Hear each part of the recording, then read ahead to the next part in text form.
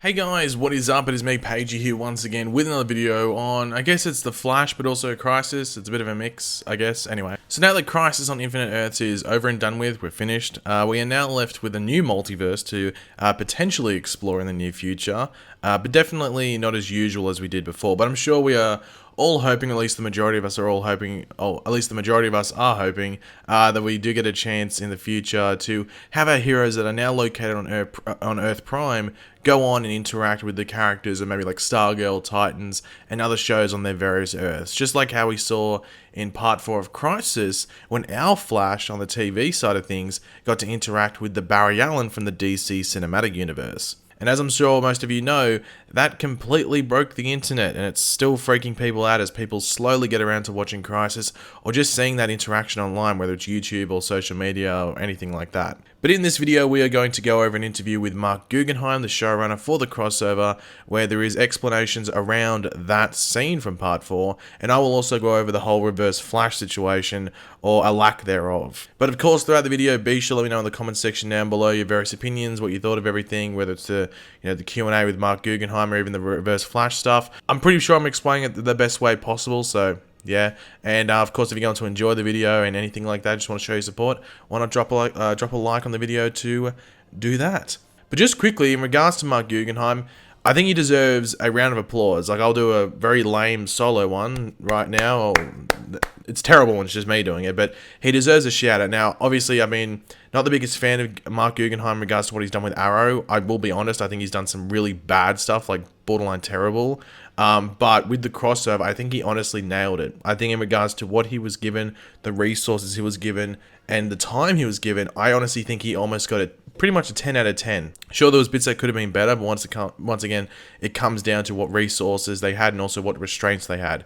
I think he pretty much nailed it. Whether you think it's a 10 out of 10 or a 7 out of 10, you really got to give him kudos. And I think he deserves that, that recognition. But yeah, the first thing I want to go over is actually the whole Reverse Flash situation, or as I said before, a lack thereof of a whole Reverse Flash situation. So in the previous seasons, we had various setup for Reverse Flash appearing in Crisis, as well as the line at the end of last season, Season 5 of The Flash, where he says straight up to Barry that he'll see him in the next Crisis. However, when we came into this season in the early episodes, it was episode 1 or 2, it is stated fairly well by both the Monitor and then followed on by Iris that things have changed and the impending crisis has changed from what it was before. And it has changed to a more cosmic threat, of course, that being the Anti-Monitor. So at that point, we were led to believe, okay, we shouldn't expect Reverse Flash in Crisis, but then in the promo for the final 2 parts that came out the day of Part 3 after that episode aired, there was a shot of Reverse Flash running through the Speed Force. It was clearly him. So due to this, the Reverse Flash hype train returned after being docked away in storage for a couple of months, and based off what we could get from the trailers and promos, it did seem his appearance would be in a sort of like Speed Force scene or dream nightmare scene sort of thing. But probably not for too long, like it'd be like a maybe minute scene or something like that, like a really quick one.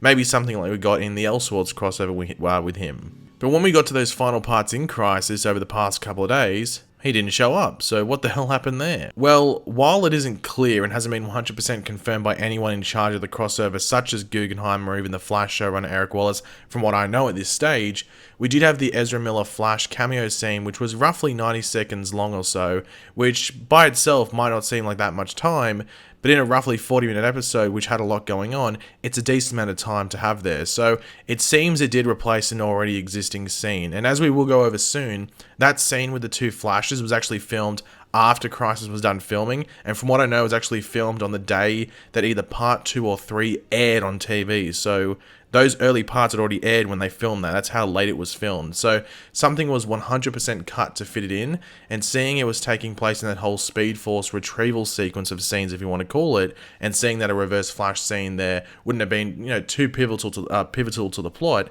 It would be the first on the chopping block to cut in that sequence of events, unfortunately. If this isn't the case, and there wasn't a Reverse Flash scene to begin with or was cut, then they just baited people in the trailer. So I would hope it was cut, otherwise I'm sort of annoyed at them, because if they did just cut it, they replaced it with something better that also wasn't pivotal to the plot at the time, but was better. So I'd prefer that, if that makes sense. But now let's move on to that interview with Mark Guggenheim that does shine a light, if you want to call it, on that episode cameo, as well as a few other things as well. So the link to this will be in the description down below if you want to go read it, I guess. There has been a fairly strict separation of the DC film and television world. How were you able to combine the two with Miller's cameo? We were series wrapped on Arrow, and we were wrapped on the whole crossover. We were in post, and some episodes were locked, and some were soft locked. I got a phone call from Warner Brothers boss Peter Roth saying, "I know you're locked, but can you put Ezra into the crossover?" And I said, "Yes," and he said, "How? Your series wrapped, and you're wrapped on the crossover." And I said, "Yeah, I know, but if you're telling me Ezra Miller can be in the crossover, I can make it happen." I called Eric Wallace, who was the showrunner of Flash, and he called up Grant Gustin, because the one thing that was our only concern was the thought we didn't want to do it unless Grant was 100% on board with it. And he was. He was incredibly enthusiastic and on board with it, and then we got on the phone with Ezra Miller and told him the scene I'd written, and he was completely into it. And we just went. We put together a unit of Flash crew on the Flash set since Arrow's team, which had produced the rest of the Arrow, was gone. And much to our surprise, no one noticed Ezra Miller was in Vancouver, and no one leaked it from the crew, which we appreciate. So we were able to keep it a surprise. So yeah, just quickly on this, they did keep it a massive lock. There actually was a mini leak, but no one was able to actually associate it with Ezra Miller. So the leak was that there was a big Flash moment in the Arrow episode, but no one was able to actually associate it with Ezra Miller. A lot of people were just thinking it was Reverse Flash. So technically it part leaked without actual names, if that makes sense. But the fact that I would have kept it a surprise is a shock to me. Or even just use it for advertising material either. Like, they could have done that to make people watch, but they didn't. So they did it for the fans. Combing the multiverse made it so there was only one version of each hero left. Does that mean that Miller's Flash no longer exists in the DC television world? I will leave that question to Warner Brothers and DC. They have a wonderful vision for not just Ezra's Flash, but also the entire DC universe. Jim Lee is the man to talk to. So yeah, in regards to that, I think it's just like a waiting to see what happens there. Oliver ended up dying twice over the course of the crossover. What led to the decision to pull that figurative trigger twice? The creative behind it was we were faced with the question of how do we surprise the audience when we spoiled the story a year ago. The creative conversations were pretty simple. I shared that plan with executive producer Greg Berlanti, who was into it, and then I pitched it to Steven, and Steven and I have been talking about it for years, that the end of the Arrow story is Oliver's death, and we've always been on the same page. I think he enjoyed A, the opportunity to play 2 death scenes, and B, the creative sleight of hand in terms of surprising the audience. That's the other thing that Steven and I have always agreed on, surprising the audience with the unexpected. So it just made sense. The only lingering question was if we kill off Oliver in Arrow Season 8, Episode 8, what's the series finale? And we had a plan for that as well. The introduction of Earth Prime has led to new changes like Baby Sarah's return, Lex Luthor a hero, etc. How will the shows be handling the reveal of the differences going forward? And for a character like Laurel, whose Earth 1 Laurel was killed and has been playing Earth 2 over the past few years, which version is left? Certainly the question of which Laurel is left is going to be answered very definitively in Arrow's Season 8, Episode 9, but the explanation for the result is given very strong in Episode 10. We went into the crossover knowing we would end with the combing of the Earth and the reboot of the universe. And the way we sort of saw that there is an opportunity going forward after Crisis to slowly reveal all of the weird changes. Arrow showrunner Beth Schwartz and I went into the crossover knowing in the final episode that we wanted to reveal that Baby Sarah,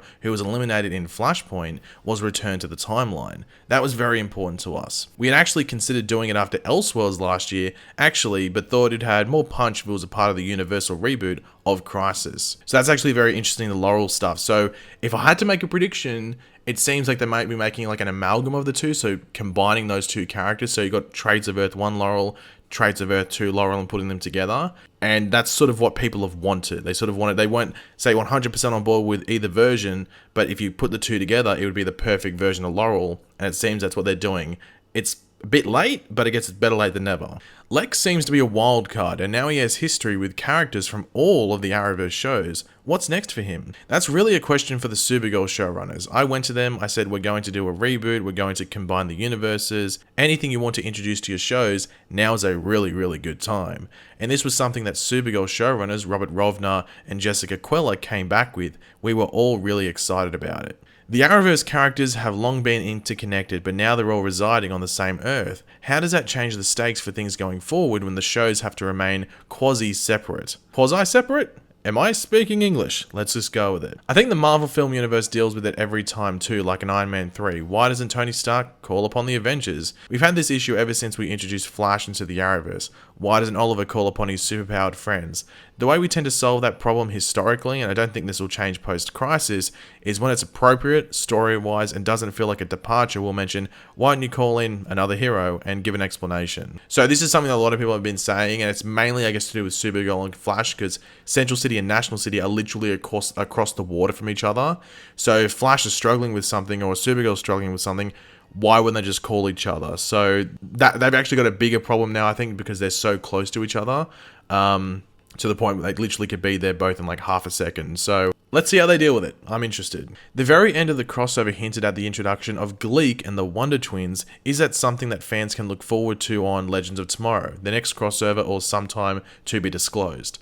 To be disclosed. That was something where we knew we wanted to end with that fun bit. There were early versions of the draft that had the Wonder Twins actually in it. I consider the Wonder Twins kind of a jump ball. We'll see what show wants to grab it. So obviously that was the big... not the big cliffhanger, but the ending of the crossover, the whole Gleek and escape from the cage and everything like that. It wouldn't surprise me if Legends grabbed them, just because that's like a very Super Friends-esque show and a bit goofy, and they could really do that. Issue is, it's a CGI alien monkey, so you couldn't do too much with him. So if anything, it's just going to be the Wonder Twins, and then Gleek would like appear whenever.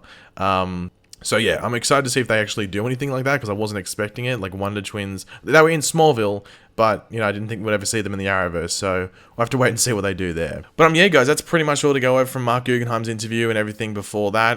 If you do have any other questions, let me know in the comment section down below. I'm sure Guggenheim will do more interviews. He might even actually reference the whole Reverse Flash situation, because a lot of people are asking him on Twitter, but I don't think he's answered it to this stage. You might be waiting for an interviewer to ask him. So yeah, thanks for watching. If you enjoyed the video, it would be awesome if you drop a like on it to show support. Let me know in the comment section down below your various opinions. And of course, if you are new to the channel, make sure to subscribe. And yeah, I'll catch you guys later. Goodbye.